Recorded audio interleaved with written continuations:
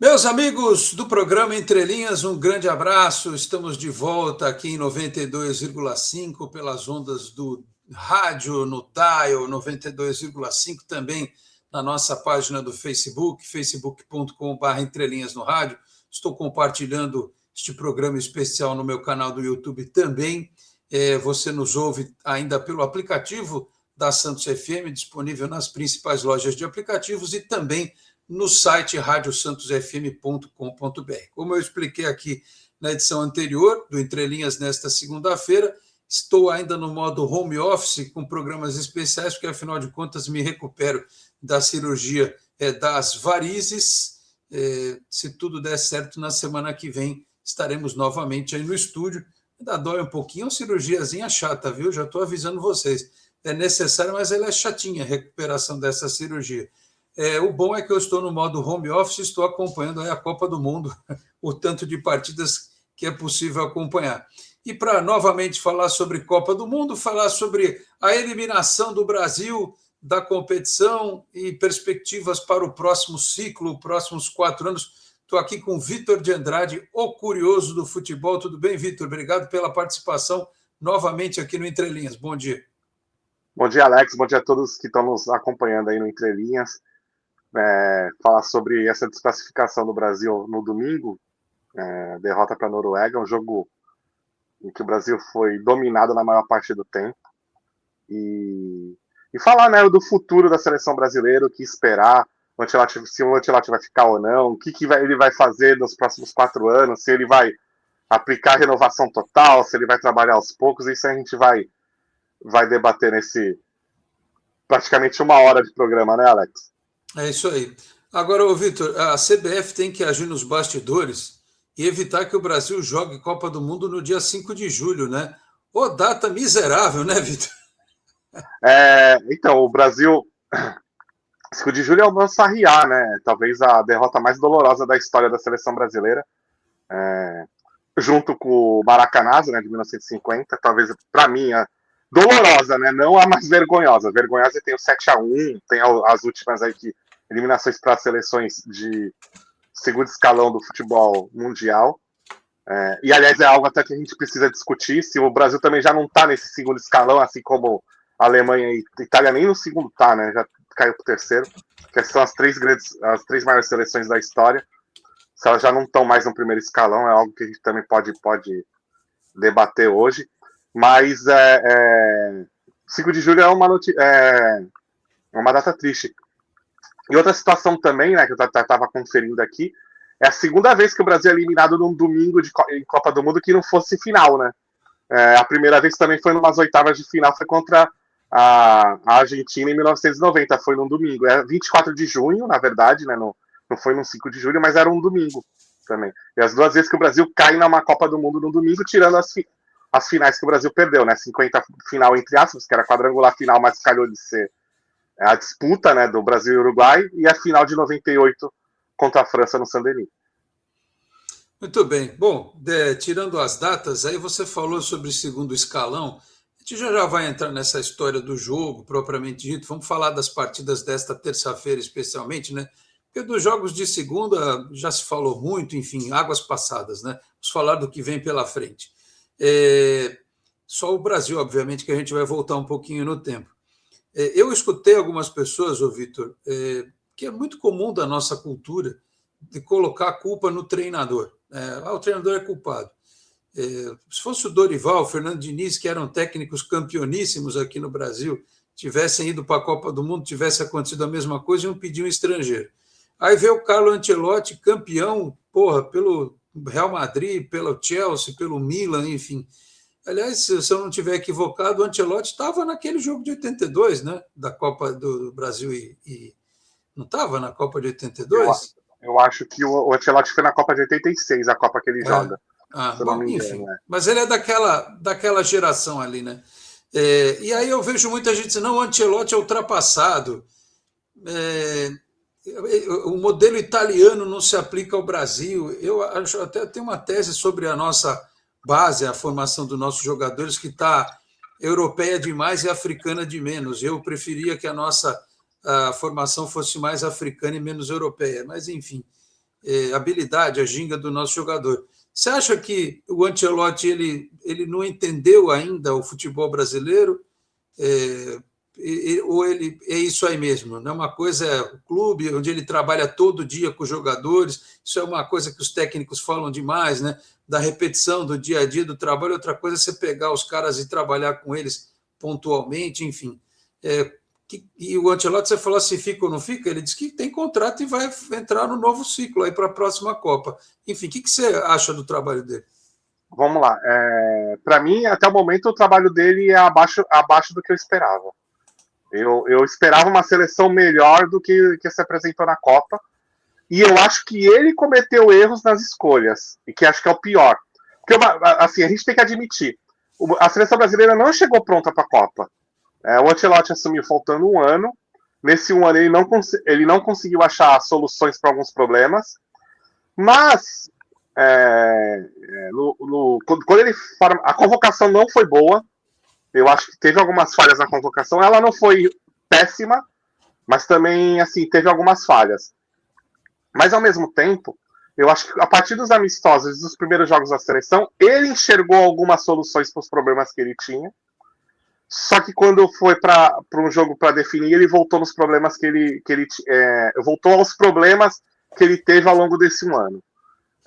E o primeiro deles mais claro é essa mania de que tudo bem, na formação até não é 4-2-4, mas entrando com jogadores que formariam um 4-2-4. Só 2 jogadores de meio de campo e 4 atacantes. Que esses atacantes voltassem para completar o meio campo, tudo bem, mas que não fazem a mesma função que o meia faz. Todas as vezes que ele fez isso, o Brasil encontrou problemas sérios. O Brasil foi envolvido no meio de campo. Aconteceu isso no jogo contra o Marrocos.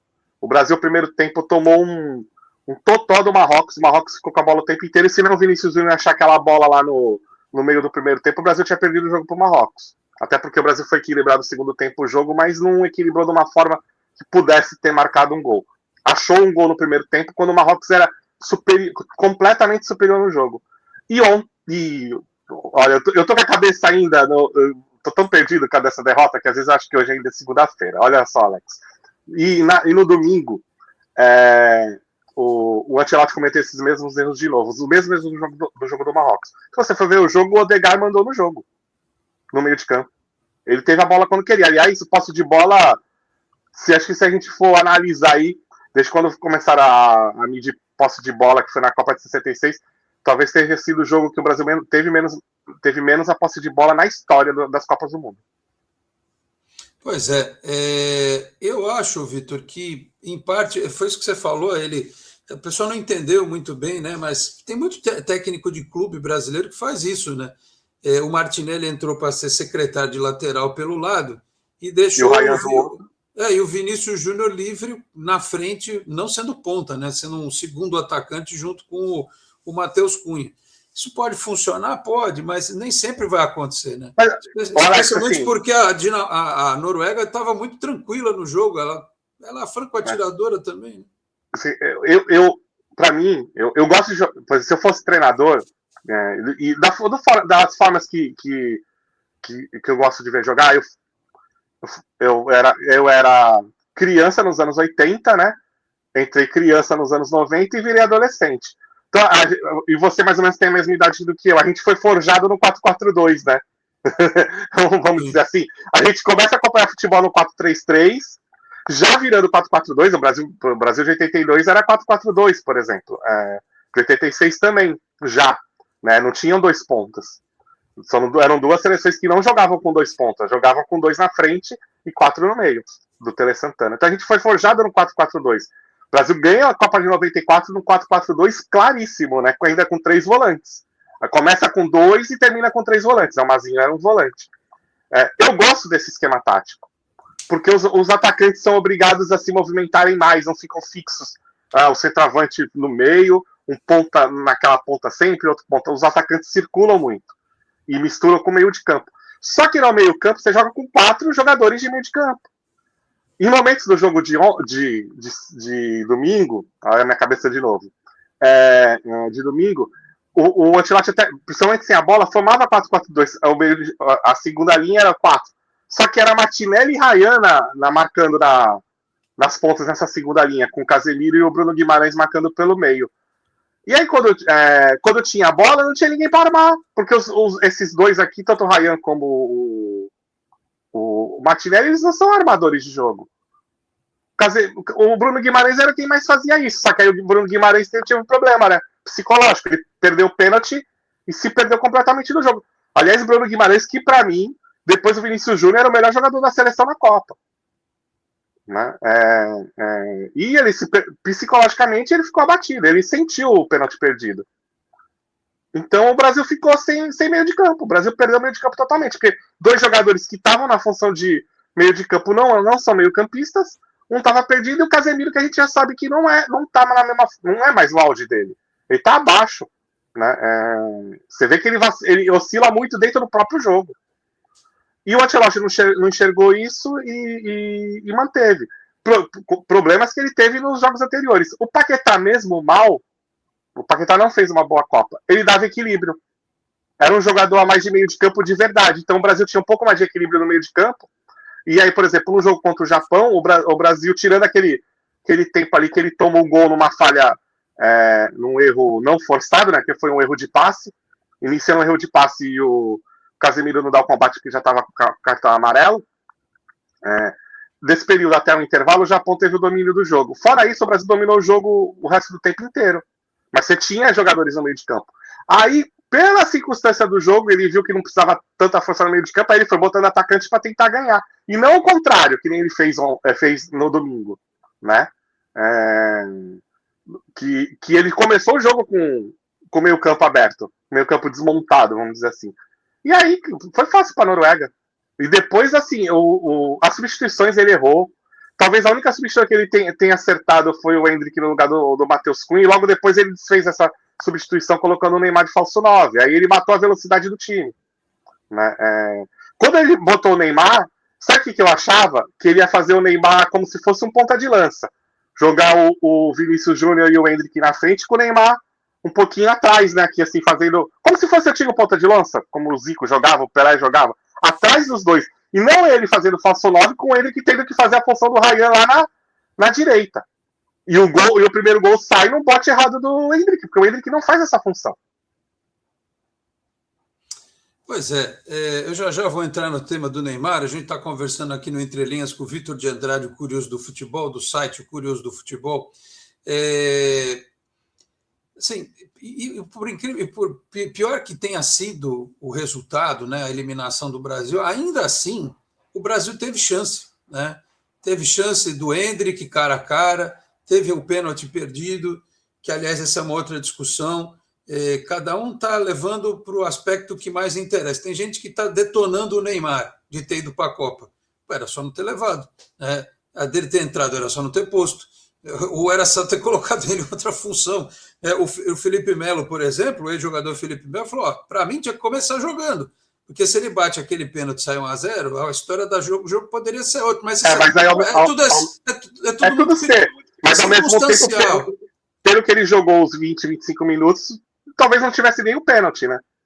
Porque, assim, o Neymar matou a velocidade do time. A única arma que o time teve no jogo, que era a velocidade. Aliás, o Vinícius Júnior, ainda no primeiro tempo, também tem uma bola que ele corta o zagueiro dentro da área, bate rasteiro e o goleiro pega. Né? Teve um chute uma chance também clara de gol. Entrada da área também, né? Acho que foi do Ryan. Do Ryan. Que ele matou a velocidade. Mas aí, assim, comprovou-se, minha opinião, comprovou-se que o Neymar de falso 9 ele não funciona. Eu venho falando isso. Eu acho que os jogos que o Neymar fez no Santos de falso 9 ele não foi bem. Tá? Para mim, ou ele joga bem, mesmo faltando velocidade, sendo um segundo atacante, ou sendo esse ponta de lança, não meia, não armando o time vindo buscar lá atrás, porque também deixa o time lento demais. Ou ele sendo esse ponta de lança bem próximo do centroavante, mas jogando atrás, aqui na entrada da área, e não e não sendo falso 9. Falso 9, pra mim, ele não funciona. Acho que só aquele jogo contra o Flamengo no ano passado, que ele resolve o jogo no fim, talvez seja o único jogo bom dele de falso 9. O Cuca tirou ele dessa função no Santos, o Vojvoda usou ele algumas vezes de falso 9, mas ele entendeu que precisava ter, porque primeiro até porque ele fica muito, o bote do centroavante fica muito mais fácil, né? Se você tem uma parede ali na área, sabe com quem talvez o Neymar funcionasse? Com o Igor Thiago, né? Com o centroavante para prender os zagueiros e ele ter mais condição de flutuar entre o zagueiro e o volante, mas isso não foi nem testado, né, Vitor? Então, e qual, olha, você falou também, eu pensei nisso durante o jogo, mas que você fez, o Ancelotti fez 4 substituições, né? Só que ele fez as 4 em 3 paradas, né? Então ele perdeu a 5ª substituição, que talvez seria a solução. Porque quando botam o Neymar de falso 9, tem uma hora que a defesa começou a quebrar a bola no alto. Eu falei, pô, com o Neymar de centroavante quebrando bola para brigar, e o time da Noruega é alto. É inútil. Até nisso errou, entendeu? Assim, eu acho que o Neymar entrou mal, eu era contra a convocação dele, eu acho que comprovou, mas também o treinador errou e ter colocado ele na posição. A gente também tem que ser sincero. Tem as críticas a ele, eu acho que também, por exemplo, o que ele fez na cobrança de pênalti lá no final, pô, o Jô tá perdendo o jogo 2-0, fica quieto e bate o pênalti e faz pra tentar ver se empata no fim. Ficar batendo boca com o goleiro, sendo marrento com o goleiro, os caras estavam ganhando o jogo, né? Não tem que ser marrento, tem que bater e tentar buscar isso. Se você empata, aí você desconta. Não naquele momento. Mas, assim, ele demonstrou que não tinha condições para ir para a Copa nesse tempo que ele jogou, mas, ao mesmo tempo, para ajudar, a substituição foi totalmente errada. Botaram ele para jogar numa posição totalmente errada. Pô, porque começaram a quebrar a bola no alto para ele brigar com o zagueiro pelo alto. Que é isso? Aí era o Igor Thiago. Se é para fazer isso, é o Igor Thiago. Ou até mesmo com menos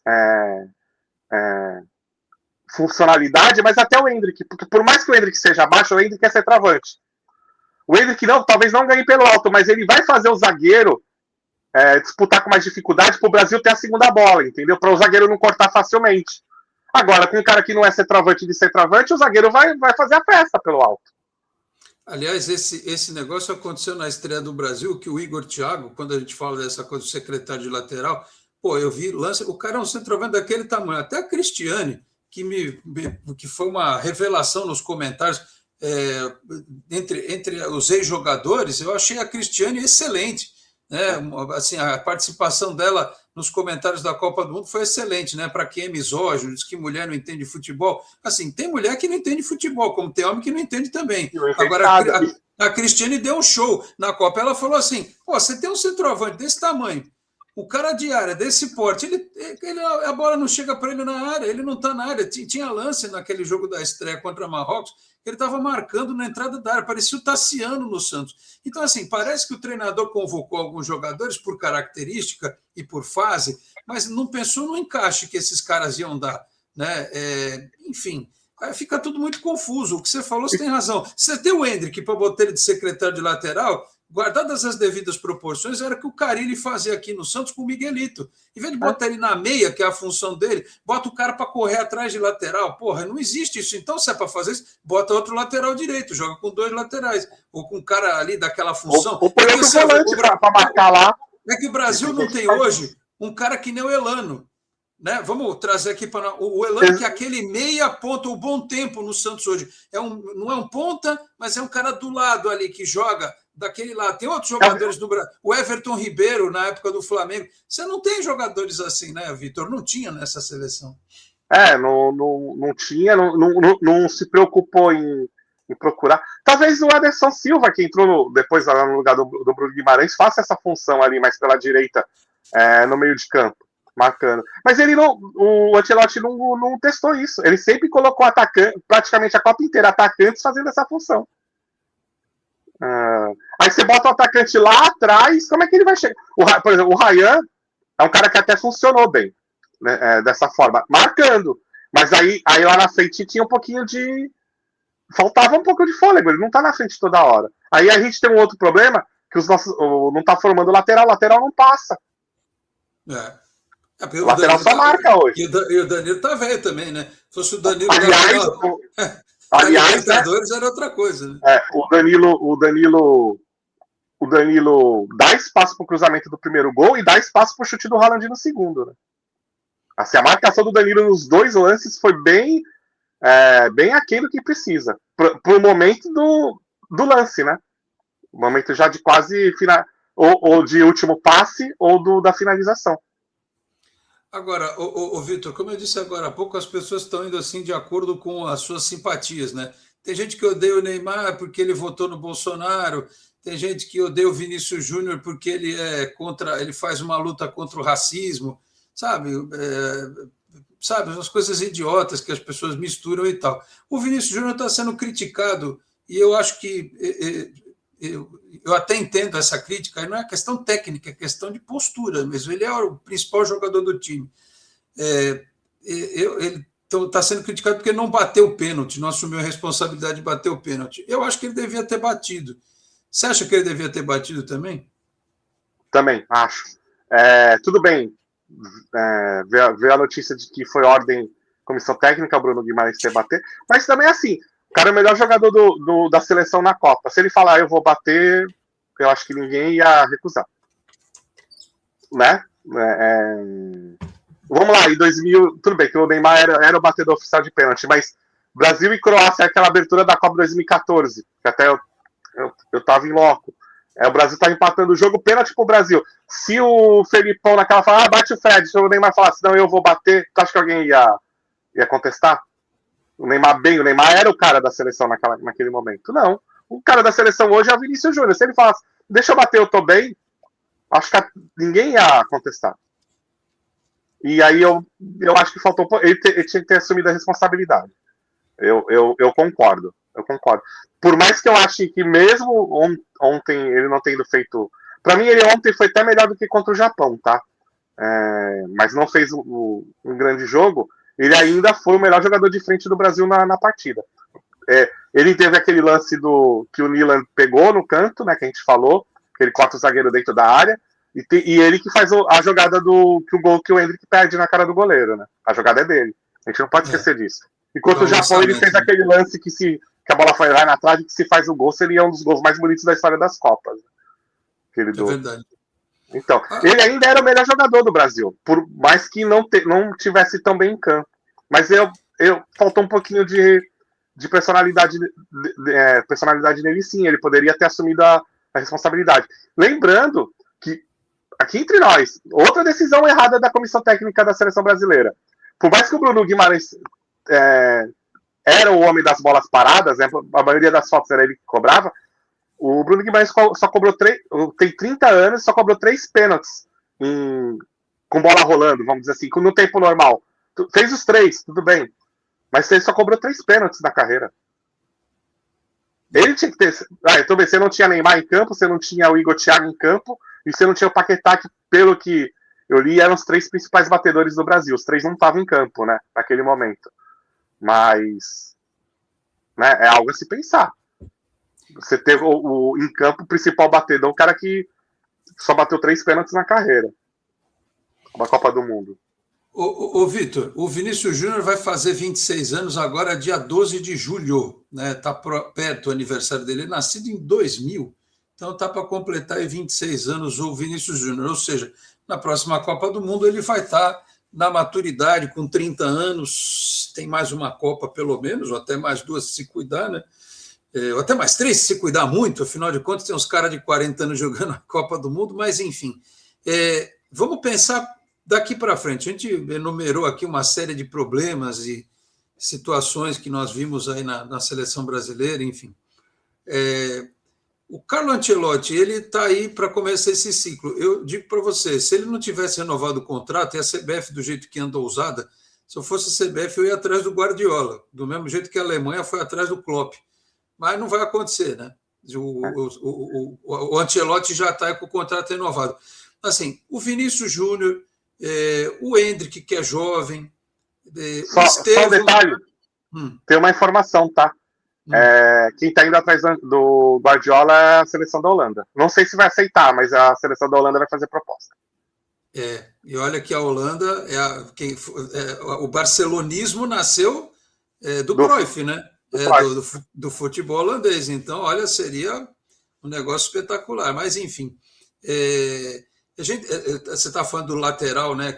Tem que marcar, o atacante tem que marcar. Coitado do Estevão, se ele tivesse ido para essa Copa, né?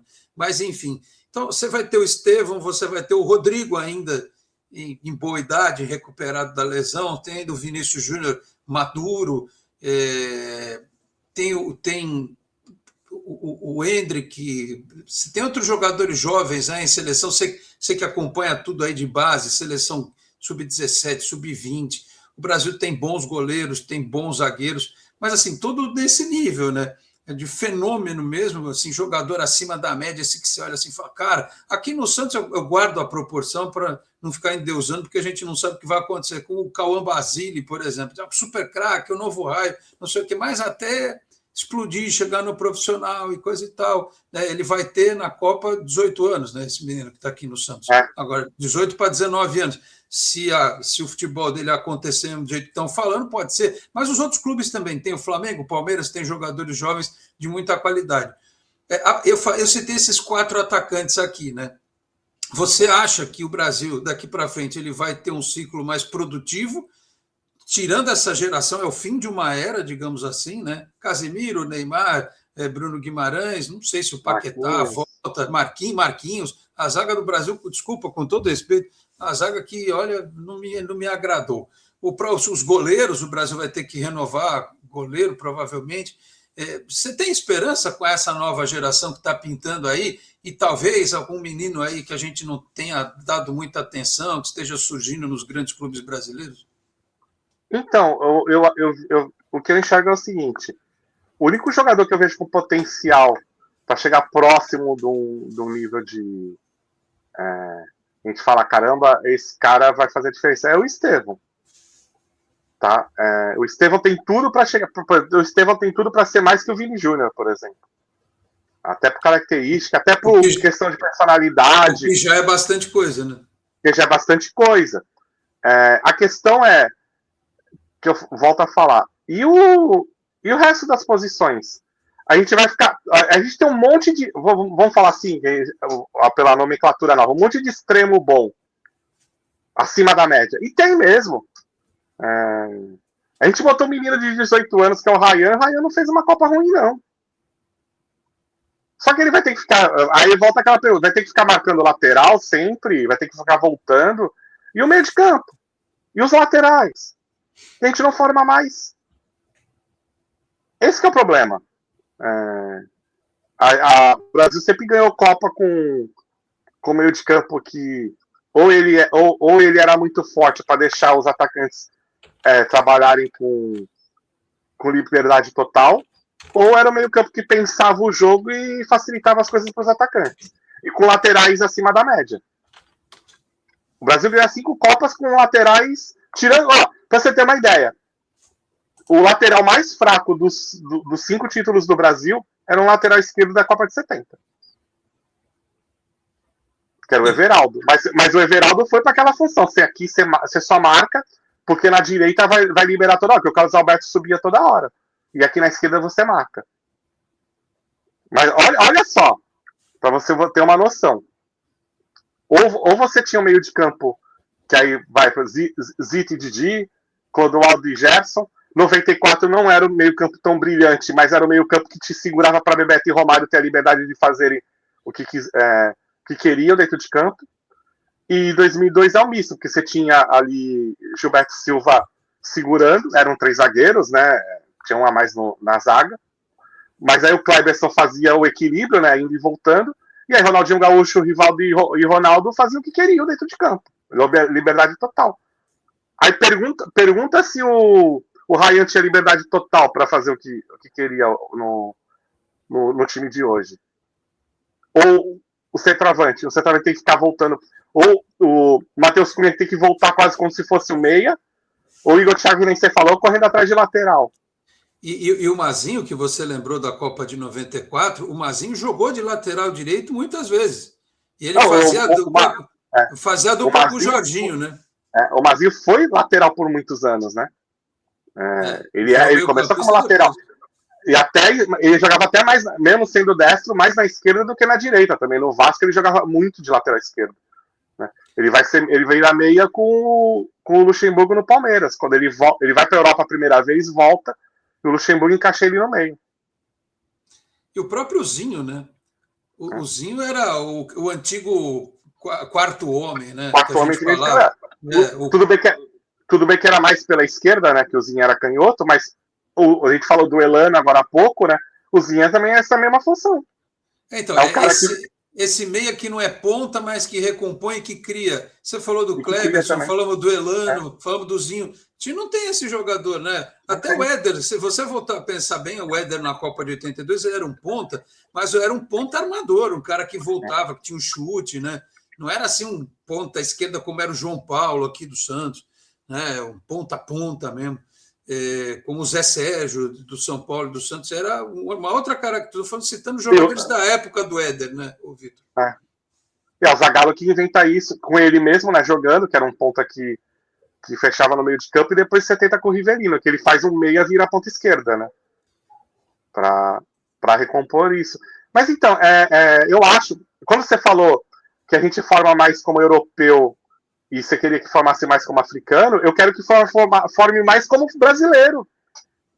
Não, eu estou fazendo uma comparação, tipo, porque assim, se é para puxar uma coisa ou outra, uma vez eu entrevistei aqui no Entre Linhas um professor de capoeira, porque o Ibrahimovic, que a gente gostava tanto, né, ele tinha uma elasticidade, o pessoal, mas como é que um cara desse tamanho tem essa elasticidade? Ele era faixa preta de taekwondo. Falei, por que não bota os moleques na base do Brasil para treinar capoeira, então, para ter essa ginga? Porque não temos ginga, jogo de cintura, drible mais. Tem um lance no primeiro tempo no jogo domingo, que é um cruzamento que vem torto pro Haaland. O Haaland se estica todo, ele dá um tapa. Tudo bem que a bola até saiu fraca, facilitou a defesa do Alisson. Ele consegue esticar todo, ele dá um tapa com o peito do pé, dá o desvio, que ele consegue finalizar. Né? Tudo bem, a bola foi fácil pro goleiro, mas se é um centroavante que a gente está formando hoje, ele não conseguia desviar a bola. Não tem recurso para fazer um movimento diferente, entendeu? Agora, os centroavantes estrangeiros, você vai fazer, o Haaland faz isso, o Harry Kane faz isso, você citou o Ibrahimovic, que já parou, que também fazia isso, que fazem movimentos diferentes para tentar finalizar. A gente não tem mais centroavante que faz isso. Mas você acha que isso é um problema de talento ou de formação, Vitor? Os dois. A gente também tem um problema. A gente forma para vender. Eu volto a repetir aqui, acho que eu já falei aqui no Entre Linhas, como eu falo em outros lugares, como eu falei na live pós-jogo que eu fiz lá no Instagram do Curioso Futebol. O Brasil forma hoje para vender, ele não forma para fazer atletas, fazer jogadores, ele forma para vender. É por isso que não tem mais lateral, porque o lateral não vende. O Europa não joga com o lateral, joga com o zagueiro de lado. Por que a gente não forma lateral? Porque não vende. Porque a gente não forma meia, porque meia amador brasileiro não vende. E aí a gente não tem. Porque o meia, quando chega na base, se ele é rápido, ele vira ponta. Se ele é lento, ele vira volante. O lateral, só para ter o lateral, se ele é rápido, ele vira ponta. Se ele é um pouco mais lento, mais baixo, ele vira volante. Se ele é alto, ele vira zagueiro. Já percebeu isso? Eu vou dar um exemplo. Pelo cacuete de jogador, você não acha que o Rodrigo, quando chegou na base do Santos, não era meia, ele transformou ele em extremo, aí depois teve que voltar ele para meia porque não tinha? Quando chegou no profissional? Ele tem todos os trejeitos de meio campista. Talvez seja o 10 do Brasil. Então, mas aí quando a gente viu ele chegando no profissional, ele chegou como? Ele não chegou como meia, ele chegou como ponta. O São Paulo que traz ele para meia. Mas ele tem todas as características de meio campista. Aliás, o Rodrigo... Só que ele é baixinho e rápido. Aí o que fizeram com ele? Ponta.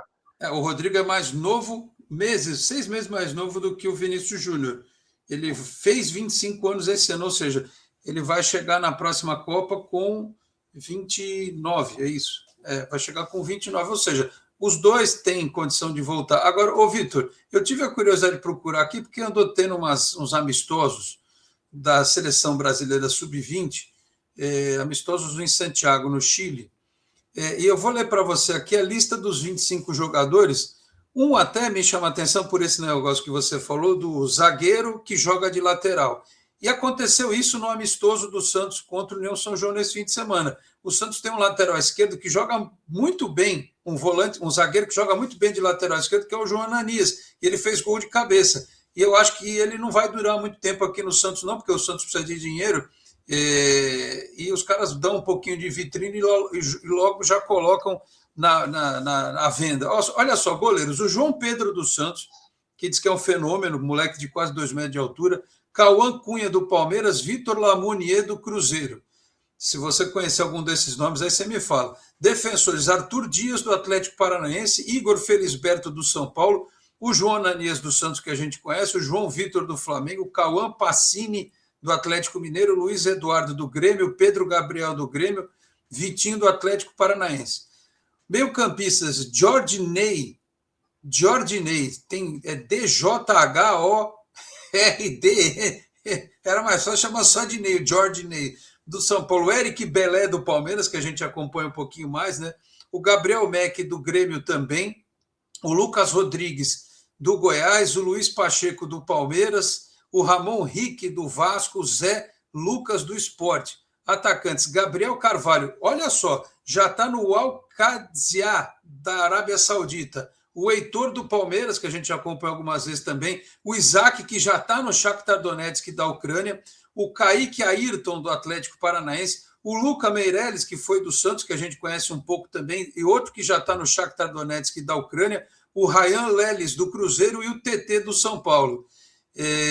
Eu não posso ser leviano aqui, eu conheço os meninos que jogaram no Santos, o outro do Palmeiras, mas eu nunca ouvi que nenhum desses aqui é tipo um super craque, um super camisa 10. Essa é a seleção brasileira sub-20 atual. Não sei se vai, claro que ela vai mudar. A gente vai ter perto da próxima Copa do Mundo alguns moleques de 17, 18, 19 anos que vão estar surgindo, mas o retrato hoje são esses nomes aí que eu citei. Você conhece?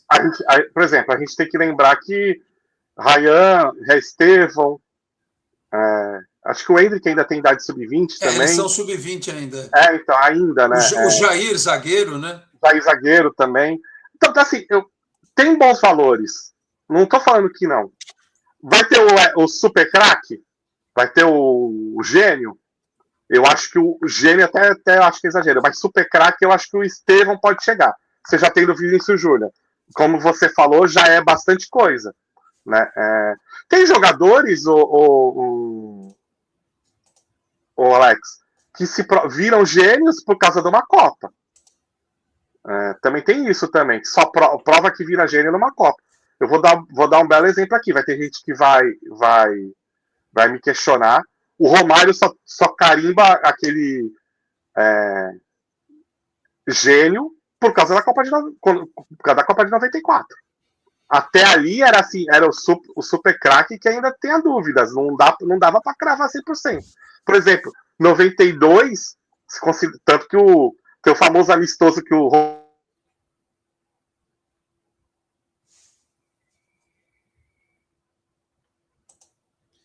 Muito bem, estamos aqui conversando com o Vitor de Andrade, curioso do futebol. Deu uma travadinha na internet dele aí. Olha só, o Vitor está com a gente aqui.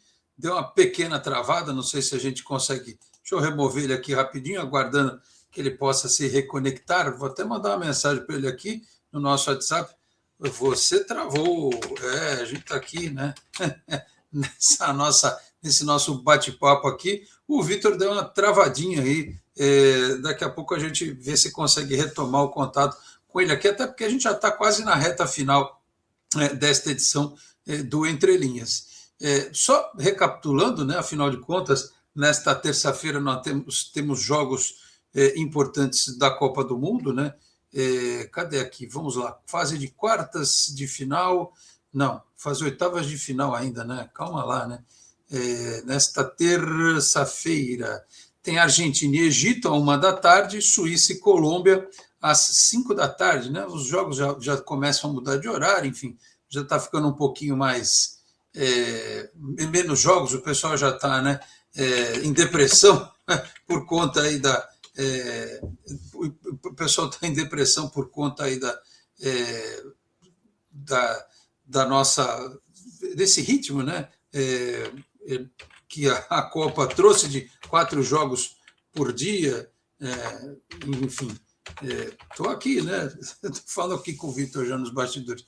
Enfim, 4 jogos por dia vai diminuindo para 3, para 2, para 1, né? Então já dá uma depressão. Voltou o Vitor de Andrade aqui. Estava comentando, Vitor, que está começando a dar uma depressão no pessoal que já tem menos jogo para acompanhar na Copa do Mundo. Já já a gente fala sobre os jogos desta terça-feira, dá uma comentadinha rápida. Enfim, você parou e deu uma travada no meio do raciocínio sobre esses jovens aí que estão despontando, nenhum gênio da bola, você está falando do Romário, enfim.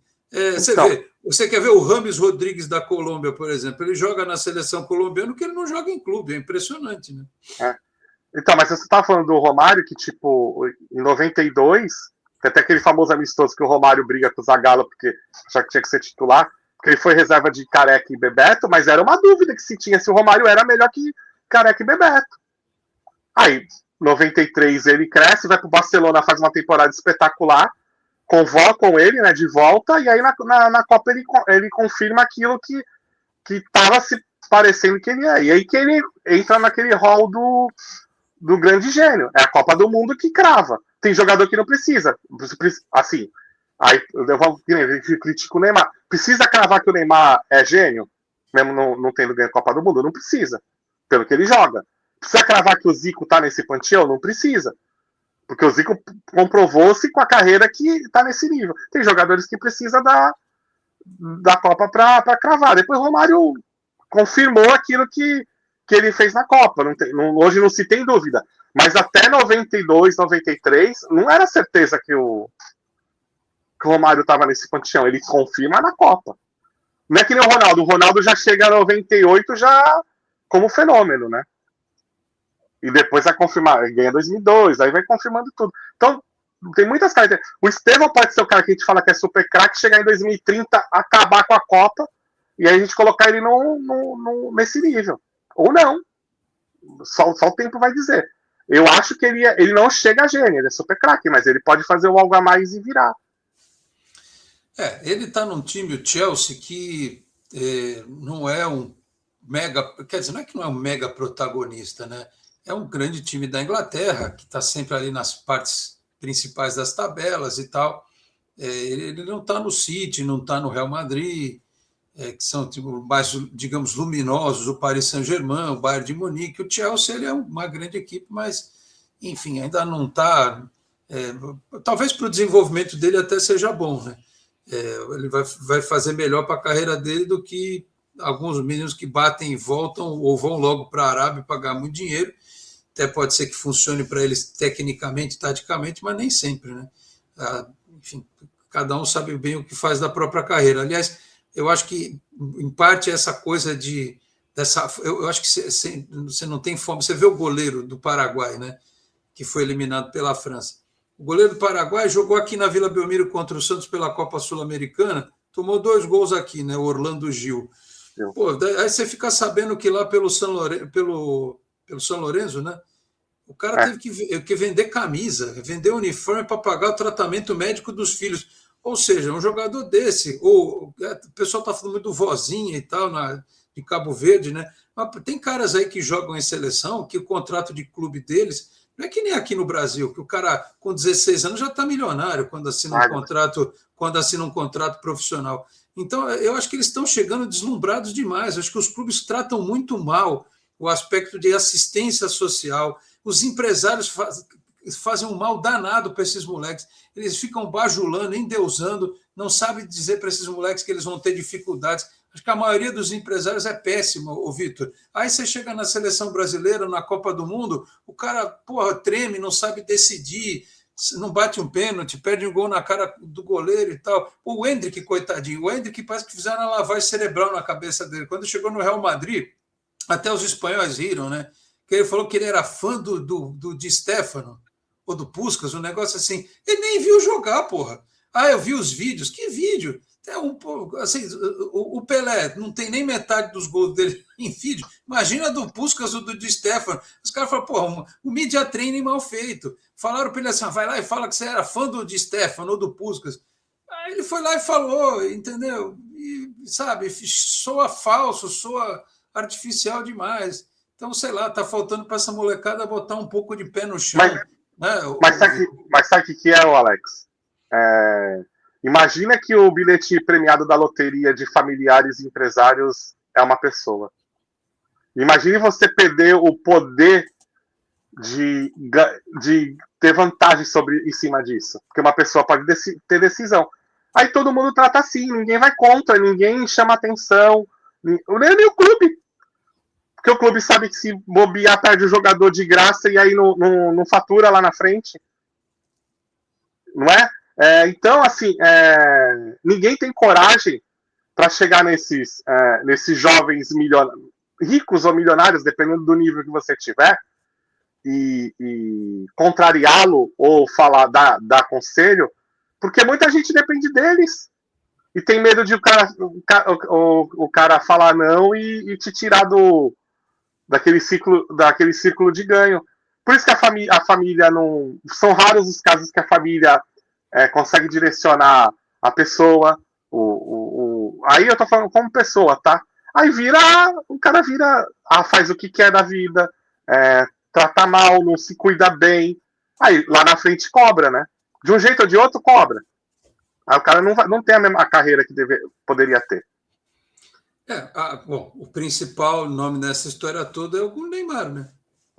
O Neymar, se tivesse a vida dele extra-campo sido gerenciada de outra forma, ele tem idade para jogar mais uma Copa do Mundo, mas ele anunciou que não vai mais, porque também eu não sei se essa questão física dele de não ter resposta em campo, eu não sei se isso é dele, se o organismo dele acabou assim para o esporte de alto rendimento, ou se realmente todas essas imagens que produzem dele treinando e tal, se aquilo é uma imagem só e ele não treina, na verdade, como deveria, não se concentra, não descansa como deveria, não dá para saber, porque é uma pena, como aconteceu com o próprio Romário, que você citou, com o Ronaldinho Gaúcho, que seriam jogadores, até o Ronaldo, se não tivesse tido a lesão que teve, eles poderiam ter jogado mais uma Copa, né? O Romário é um cara que teve assim, o Romário é um cara que eu acho que até é interessante nesse ponto, porque lembra uma fase que ele tinha lesão da coxa toda direto, inclusive que tirou ele da Copa de 98, e aí um especialista que ele procurou falou, mas você tem que parar de jogar futebol. Ele parou e a carreira estendeu. Ele poderia, assim, se não fosse o problema que ele teve com o Felipão, ele era um jogador que poderia ter estado em 2002 com 30 e lá vai cacetar, 37, 38 anos. Ele tinha futebol para estar. O problema dele foi com o treinador, é diferente. Como desempenho ele poderia estar. Né? É um cara que, assim, que eu acho que teve um problema físico, se consultou, mudou a rotina de trabalho e alongou a carreira. Você pode esquecer que o Romário com 40 anos foi artilheiro do Campeonato Brasileiro. Eu acho que o Romário foge. O Romário não fez outra Copa porque numa ele se machucou. Ele se machucou na preparação e na outra ele brigou com o treinador. Mas por desempenho ele poderia ter jogado 98 e 2002 tranquilamente, pelo que ele estava jogando na época, né? Mas é um cara que mudou o modo de vida por causa de lesão. E aí ele mudou e estendeu a carreira. Ele é tão bom exemplo nisso. É que a gente avalia muito só por Copa, né? E o Romário tem os senões de Copa. Como em 90, que ele também chegou machucado. Ele foi pra Copa, mas estava machucado.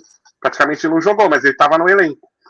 Mas assim, ele foi artilheiro do brasileiro com 40 anos. Então, assim, tem essas questões. Ele não pode negar, por exemplo, depois das quartas do Paulista do ano passado, que o Neymar machucou contra o Red Bull Bragantino, no dia seguinte ele estava de madrugada no carnaval. Ele estava sentado, era a folga dele, mas, cara, ele estava vindo de lesão. Uma noite mal dormida é ruim para você acabou de fazer uma cirurgia, Alex. Uma noite mal dormida de você vindo de lesão ou cirurgia é ruim pra caramba. Não é bom. Até porque a dor faz com que você não durma bem. Ainda tem essa. Então. Tem essa. Então tem todos os senões, sabe? Tem todos os detalhes ali que você... E ele é atleta. Você viu a coletiva do Cristiano Ronaldo, até que ele fala do Bechelé, fala que você não gosta de mim, mas você o que. A pergunta dele é muito boa, a resposta do Ronaldo, tirando essa parte do você não gosta de mim, que é ridículo, mas a resposta do Cristiano é muito boa, tirando essa parte, que ele fala, você tem que abrir mão de muitas coisas para chegar onde eu tô com a minha idade, mas tá valendo a pena.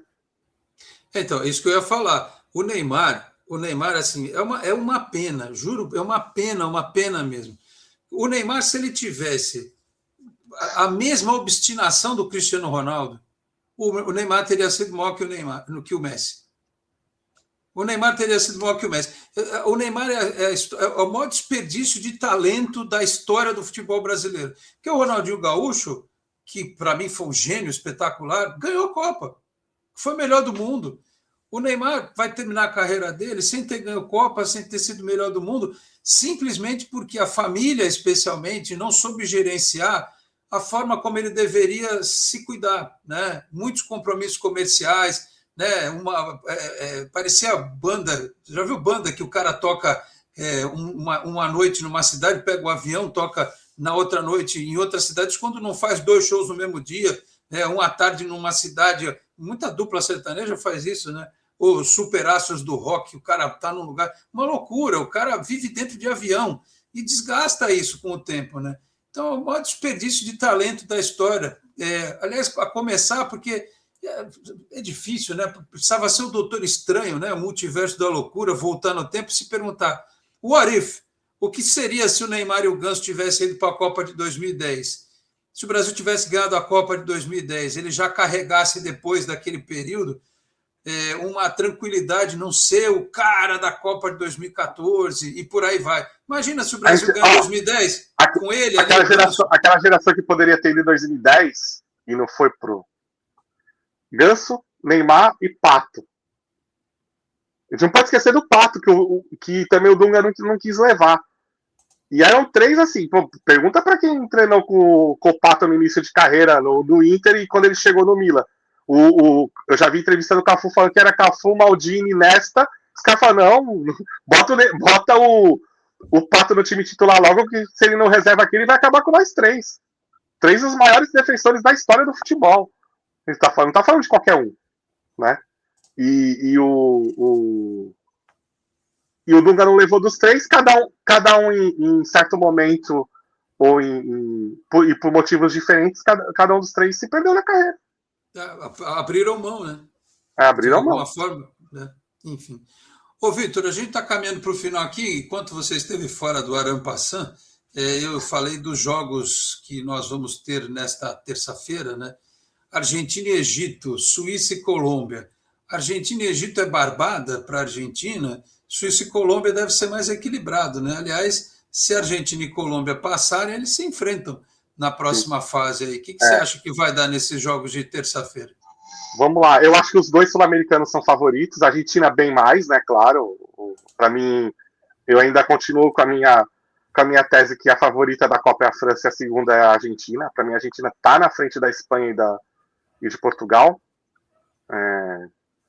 Mas a gente precisa analisar e ver, né? A Colômbia é a favorita contra a Suíça, mas aí com uma diferença menor. Mas a Colômbia vem fazendo bom futebol na Copa, né? Vem fazendo boas apresentações. Aliás, os placares da Colômbia não condizem com o que a Colômbia está jogando. A Colômbia poderia fazer placares até mais dilatados, na minha opinião. Tá? E aí a gente vai ter umas quartas de final bem interessante, porque talvez no momento o time que a Argentina tem mais problema de jogar é contra a Colômbia. A Argentina ganha a Copa América em cima da Colômbia na prorrogação. E nas eliminatórias, a Colômbia ganha na Colômbia e empata na Argentina, né? O jogo não foi em Buenos Aires, se eu não me engano. Então, assim, estão sendo embates equilibrados entre Colômbia e Argentina, se der a lógica, né? Ou pelo menos se der o que eu acho que vai dar. Então, eu vejo a Argentina bem favorita contra o Egito e a Colômbia favorita contra a Suíça. Muito bem, vamos acompanhar, né? Seguir acompanhando, depois já começa o modo deprê, Afinal de contas, na semana que vem já tem Santos e Botafogo pelo Campeonato Brasileiro. No dia 16, a Copa não vai nem ter terminado, né? Vai ter uma semifinal aí na quarta-feira, dia 15. A pergunta que não quer calar, Neymar joga? Pois é, rapaz. Deveria, agora, né? Deveria, né? Está sob contrato. Agora, vou dizer, ele vai rescindir, tá? Rescinde, mas deve 100 milhões para ele, vai fazer como, né? Olha, que fica coisa. A pergunta, né? Ou ele vai tirar férias. Ele tem contrato, né? Ele tá, na teoria, ele tá recuperado da lesão. Ele jogou, pouco, mas jogou. E já vai ter o quê? Mais de uma semana depois do último jogo, uma semana e meia, né? Vitor, posso te falar um negócio? Se a carreira do Neymar é tão mal gerenciada em vários aspectos, por exemplo, ele doou dinheiro lá para as vítimas do terremoto na Venezuela e incentivou os outros jogadores da seleção brasileira a fazer a mesma coisa. O Santos, no dia 21, joga lá na Venezuela. Eu não sei ainda se esse jogo vai ser lá, se está 100% confirmado, mas, enfim, é contra o time da Venezuela. Teve um jogador que morreu da equipe da Venezuela que o Santos vai enfrentar. Pô, se eu sou o staff do Neymar, eu mando ele para esse jogo aí, inclusive com caráter solidário e tal, de alguma forma, sabe, para fazer um mise-en-scène. Mas eu não sei se eles vão ter essa sensibilidade, né, Vitor? O cara sai da Copa do Mundo, ir para a Venezuela, ajudar o Santos e ajudar a trazer visibilidade para o povo da Venezuela nessa hora, né? Quer ver? É que assim, como eu posso explicar? Tem coisa assim que às vezes eu paro para pensar e falo, pô, o Neymar não é esse monstro todo. Quer ver um exemplo assim, e que foi pouco valorizado? Na Copa América de 2021, no meio da pandemia, né, que o Brasil resolveu aceitar, você sabe que o Neymar foi um dos líderes de boicotar mesmo, de todas as seleções boicotarem no teu evento, né? Porque não tinha o que fazer naquela época, não tinha que fazer aquela Copa América aqui, sem público, no meio da pandemia. O Neymar foi um dos líderes para não ter a Copa América. E por que teve? Dois motivos. Teve dois capitães de seleções que negaram a boicotar. Um foi o da Bolívia, porque a Bolívia precisava do dinheiro para manter a federação, tá? A federação convenceu os jogadores bolivianos a irem por causa do dinheiro que a Conmebol ia pagar pela participação, que a federação boliviana precisava naquele momento. E o segundo foi o Messi, porque a Argentina precisava jogar um campeonato para poder ganhar e reverter, porque a Argentina na época estava em baixa. E foi o que aconteceu, né? A Argentina foi campeã em cima do Brasil e virou a chave do jogo. Emendou num monte de título dali para frente. Mas o Neymar foi um dos líderes do movimento. E isso ninguém fala. Assim, ou pouquíssima gente fala. Que todos os capitães aí, tirando a Argentina e Bolívia, todos os outros estavam aceitando. Aí, como dois recuaram, tiveram que jogar. Mas o Neymar foi o líder disso.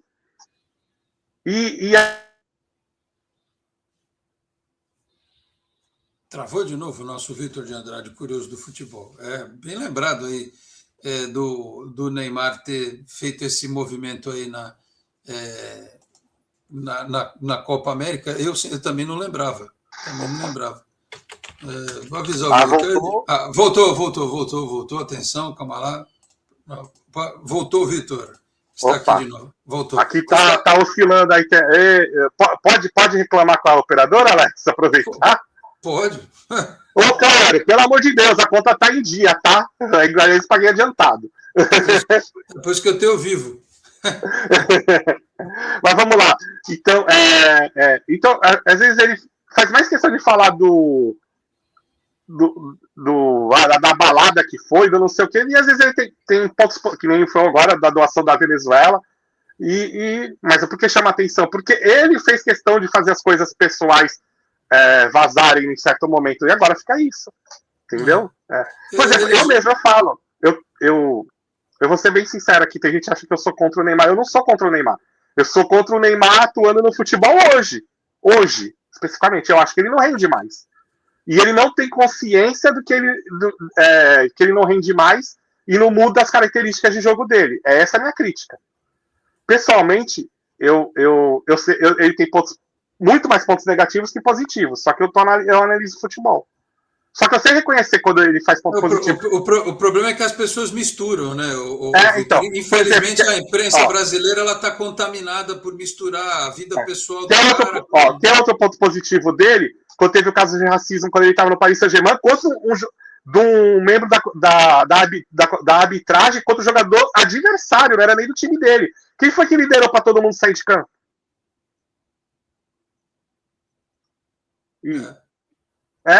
Não é? Foi ele. Ele que falou, não, ninguém joga com esse cara aqui, ninguém joga. Acho que era um membro da comissão técnica do time adversário, né? Que o quarto árbitro teve um ato racista, ele soube e ele liderou todo mundo para sair de campo e o jogo não tem mais. Não explora, aí o staff. O staff não explora isso.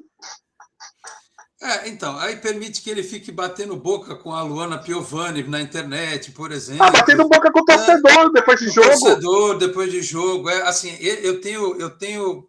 Você vai dizer assim, você tem pena, o cara tá milionário. Mas eu não sei, não. Eu acho que o Neymar, quando ele parar de jogar bola, ele vai ter dificuldades de lidar com a ausência do futebol. Capaz até dele jogar a tal da Kings League mesmo, só para sentir ainda o calor da torcida. É tipo um showball, vai virar jogador de showball, né? Porque não vai saber lidar com o fim da carreira, é uma pena. Bom, enfim, vamos acompanhar esses próximos jogos aí da Copa do Mundo. Está chegando ao fim, mas daqui a pouco tem a Copa do Mundo feminina, como o Vitor disse, daqui a pouco tem a Eurocopa, tem Copa América.